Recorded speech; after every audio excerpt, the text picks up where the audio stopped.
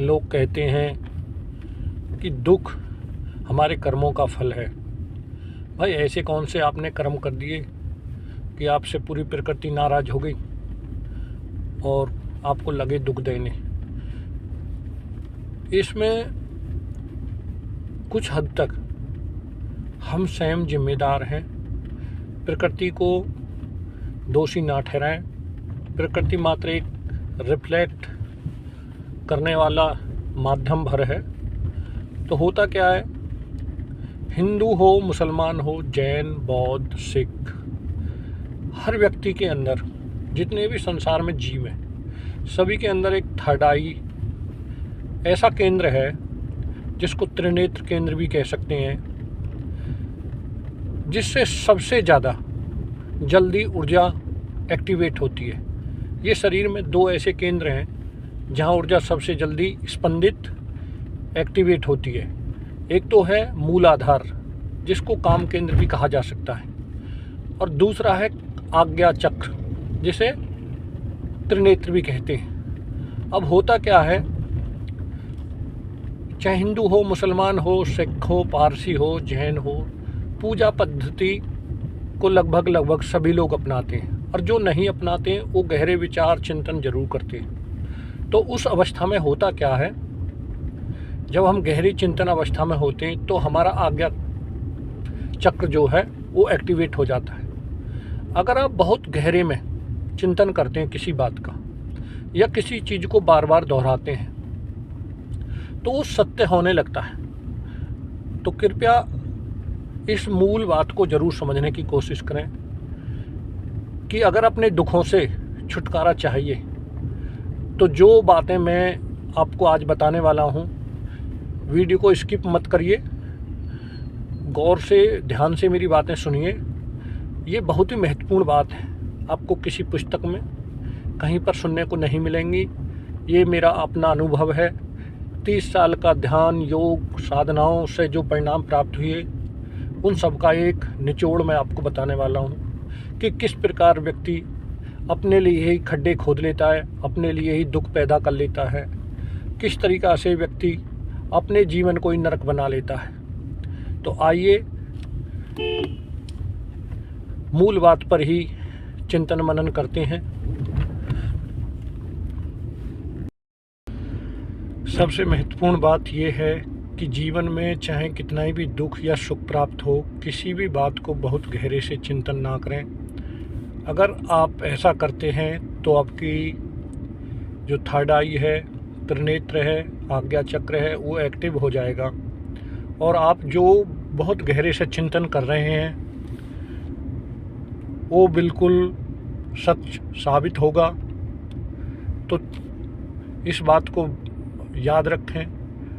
दूसरी बात है, अगर आपको किसी से प्रेम हो गया है, आप किसी कार्य को करना चाहते हैं, तो आप रोज़ अपने आज्ञा चक्र पर ध्यान कीजिए।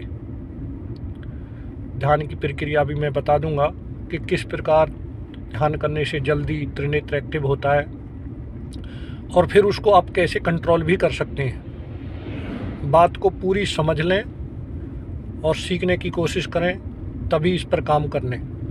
अगर आपने सोचा कि मुझे पता है, मैं कर सकता हूँ, बहुत आसान है, तो आप बिल्कुल गलत फहमी का शिकार हो गए हैं। ये एटॉमिक पावर जैसे काम करती है, इसको आप बदल नहीं सकते किसी भी तरीक़ा से। अगर आपने इस पर जरा भी चिंतन मनन किया, काम किया, तो आप देखेंगे आपकी एनर्जी बिल्कुल सेम एटॉमिक तरीक़ा से काम करती है। तो प्रिय मित्रों और ख़ासकर युवा पीढ़ी जिनमें एनर्जी भरी पड़ी है, ऐसे प्रिय बच्चों से मैं कहना चाहूँगा कि बच्चों, इस ऊर्जा को समझने की ज़रूर कोशिश करो। हमारे पूरे जीवन का आधार इसी पर टिका हुआ है। जो बच्चे इस पर काम करना शुरू कर देते हैं वो मेधावी होते हैं, बुद्धिमान होते हैं, उनका भविष्य उज्जवल होता है, उनके जीवन में आनंद भी होता है, धन भी होता है। जिन लोगों को धन, यश कीर्ति सम्मान सब कुछ चाहिए, उन्हें आज्ञा चक्र पर काम करना चाहिए। आज्ञा चक्र जितना एक्टिव होते जाएगा, आप में दिव्यता आती जाएगी, आपकी दृष्टि दिव्य होती जाएगी, आप दूसरों के राज भविष्य की बातें जानने लगेंगे, अपने बारे में भी और दूसरों के बारे में भी पूर्व अनुमान आपको होने लगेगा घटनाओं का। अगर आपने इस पर सही ढंग से काम किया तो आप निश्चित ही सफल होकर रहेंगे। परंतु याद रखें कि ये बहुत ही तीव्रता से काम करने वाली शक्ति है। तो पहले आपको कौन कौन से ऐसे कदम उठाने हैं जिनसे आप इस ऊर्जा को, जब ये पूरे वेग में हो, पूरी शक्ति में हो, तो कैसे कंट्रोल कर सकते हैं। अगर आपके पास बंदूक है, मान लीजिए आपको पता है कि ट्रिगर दबाने से गोली चल जाती है, तो ये तो अच्छी बात है, लेकिन गोली से खुद को भी कैसे बचाएं, सही इस्तेमाल कैसे किया जाए, ये भी तो जानना ज़रूरी है। तो प्रिय मित्रों, प्रिय बच्चों और मेरे बुजुर्ग जो भी इस पर काम करना चाहते हैं, वो मेरी इन बातों को गौर से ध्यान से सुनें। नंबर 1, सबसे पहले अपने अंदर की नेगेटिव ऊर्जा को पॉजिटिव ऊर्जा में बदलें। ये काम कठिन है, परंतु अपनी आदतों को जैसे जैसे आप बदलते जाएंगे, आपका कॉन्फिडेंस उन आदतों से आपको छूटने में मदद करेगा। जो भी नेगेटिव विचार हैं, नेगेटिव आपके कार्य हैं, नेगेटिविटी की जो भी आपके क्रियाकलाप हैं, उनको रोकना शुरू करें। सर्वप्रथम अपने शरीर पर काम करें, सीधे सीधे आज्ञा चक्र पर कोई काम ना करें, ना ही उसका ध्यान करें। सर्वप्रथम आसन लगाकर बैठना शुरू करें, कम से कम 30 मिनट ज़रूर बैठें, और जिन लोगों में सामर्थ्य हो 1.25 घंटे तक बैठें। जो लोग बहुत ही कॉन्फिडेंटली ये कह सकते हैं कि मैं 3.25 घंटे एक ही आसन में बैठ सकता हूँ, तब उनका आसन सिद्ध होने लगता है, उनके विचार स्थिर होने लगते हैं और उनकी पकड़ अपने शरीर पर होने लगती है। अभी तो 98% लोगों का अपने शरीर पर ही कंट्रोल नहीं होता। उनका शरीर जैसे जैसे आप कुछ करना चाहते हैं, शरीर इनकार करने लगता है। उस इनकार की वजह से आप उस कार्य को बीच में ही छोड़ देते हैं, यानी जागती जागती ऊर्जा फिर रह जाती है, बनता बनता काम फिर रह जाता है। तो जैसे ही आपको पता लगता है कि कोई कार्य आप शुरू कर रहे हैं, तो उसे दृढ़ता के साथ करें, कभी भी पीछे कदम ना लें। अगर आपने दृढ़ संकल्प करके एक छोटे छोटे कार्यों को करना शुरू किया, तो आपकी पकड़ मजबूत होती जाएगी। आपके अंदर एक विश्वास, जिसको आत्मविश्वास कहते हैं, वो जागने लगेगा। फिर आप हर एक कार्य को करने लगेंगे। तो युवाओं में ये जोश बहुत होता है, तो अपने आत्मविश्वास को पहले मजबूत करें। इससे आपके अंदर जो नेगेटिविटी होती है वो कम होती है, आपका उत्साह शिखर पर होता है, तो आप पॉजिटिव दिशा में अच्छे अच्छे कार्य कर पाते हैं। रोज़ जो दूसरा कदम है, इस पर भी अमल करना बहुत ज़रूरी है कि सात्विक रहें, अपने शरीर की स्वच्छता पर विशेष ध्यान दें, ब्रह्मचर्य का पालन करें, और सबसे अच्छा है कि लोगों की सेवा, जीव जंतुओं की सेवा, पेड़ पौधों के पास जाकर उनसे वार्तालाप करें, उन पर दया दिखाएं, प्रेम दिखाएं।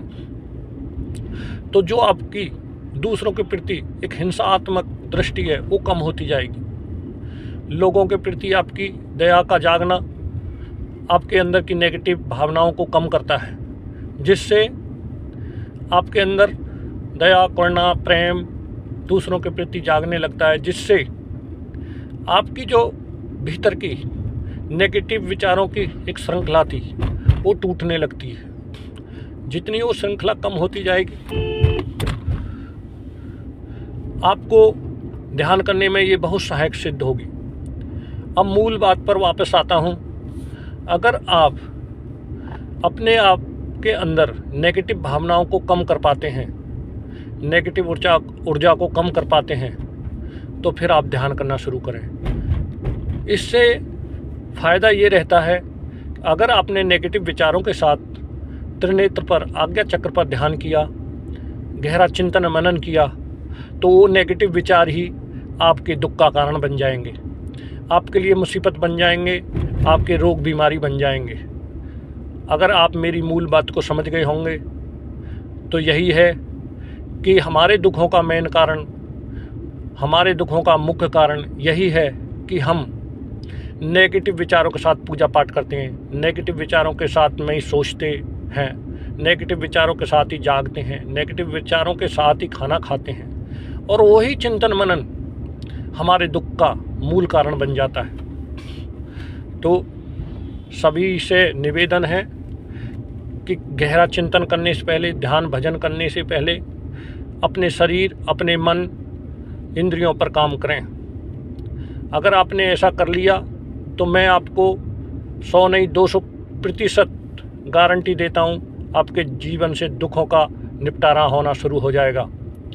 अगर आप ऐसा नहीं करते हैं, आप सोचते हैं कि ऐसा कुछ नहीं है, ये सब बकवास है, तो आप अपने जीवन में दुखों को निमंत्रण देते रहेंगे, उनसे जूझते रहेंगे और आपके हाथ खाली रहेंगे। जो भी लोग पॉजिटिव माइंड होते हैं, दूसरों के प्रति दया करुणा से भरे होते हैं, आप देखेंगे उनके पास यश, धन, सम्मान सब कुछ होता है और लोगों के बीच में उनकी वाही वाही होती रहती है। तो प्रिय मित्रों, त्रिनेत्र पर काम करने से पहले बताई गई बातों पर अमल ज़रूर करें। ये वीडियो मैंने गाड़ी चलाते चलाते, कोहरा बहुत है उसके बीच में शूट की है, क्योंकि मैं वैद्य विनोद कुमार भाटी हूँ और मरीजों को देखना मेरा परम कर्तव्य है, तो समय का अभाव रहता है। मैंने सोचा गाड़ी में चलते चलते ही ये वीडियो शूट कर लेता हूँ। तो प्रिय मित्रों, मेरे विचारों से अगर आप सहमत हैं, आपको पसंद आते हैं, तो लाइक, शेयर, सब्सक्राइब ज़रूर कर दिया करें। इससे उत्साह मिलता है और आप लोगों से जो प्यार मिलता है उससे भी एक आनंद अनुभूति होती है। प्रणाम, नमस्कार,